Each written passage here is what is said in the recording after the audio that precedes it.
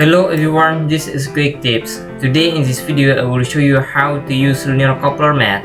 We use like this.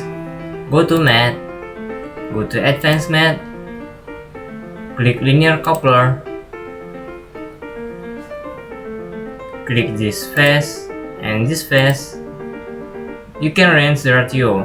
In this case, I use 2 divided 1 like this and click OK.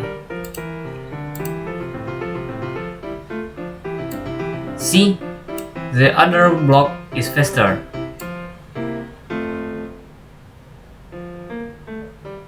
See, and you can reference the direction like this. Delete this math.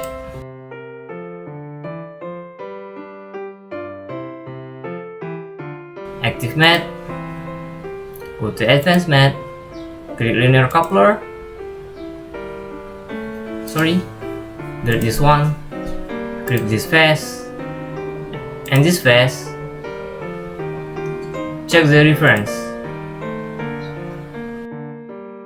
and click OK.